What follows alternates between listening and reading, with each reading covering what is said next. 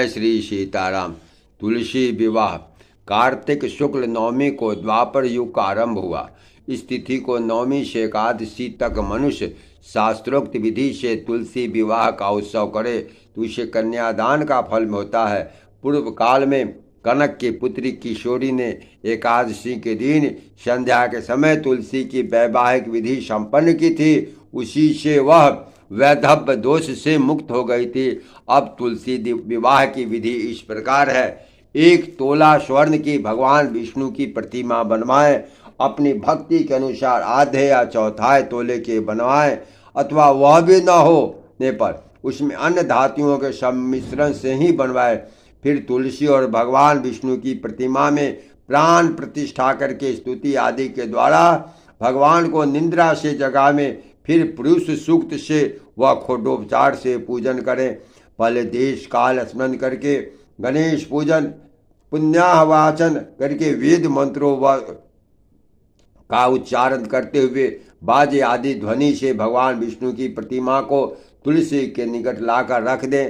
प्रतिमा को सुंदर वस्त्र व अलंकारों से सजाए रखें। भगवान का आवाहन इस प्रकार से करें। हे भगवान केशव, आइए देव, मैं आपकी पूजा करूंगा, आपकी सेवा में तुलसी को समर्पित करूंगा। आप सब मनोरथ को पूर्ण करें। इस प्रकार आवाहन के बाद 3 बार अर्धपाद और विष्टर का उच्चारण करके उन्हें भी भगवान को समर्पित कर दें। कांस्य पात्र में दही, घी और शहद रखकर उसे कांसे के ढक्कन से ढककर भगवान को अर्पित करते हुए कहें, हे वासुदेव, आपको नमस्कार है, आप मधु पर के ग्रहण कीजिए। तब दोनों को एक दूसरे के समक्ष रखकर मंगल पाठ करें।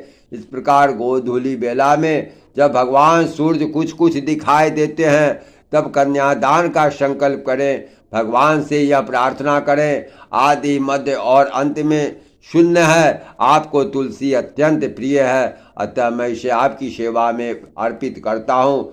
मैंने जल के घरों से सींचकर और अन्य प्रकार की सेवाएं करके अपनी पुत्री की भांति से पाला पोसा है, बढ़ाया है, और आपकी तुलसी आप ही को दे रहा हूँ। हे प्रभु, आप इसे कृपा कर ग्रहण करें। इस प्रकार तुलसी का दान करके तुलसी और विष्णु की पूजा करें। अगले दिन प्रातः काल में पुनः पूजा करें। अग्नि की स्थापना करके द्वादशाक्षर मंत्र से खीर, घी, मधु और तिल मिश्रित द्रव्य की 108 आहुति दें। आप चाहें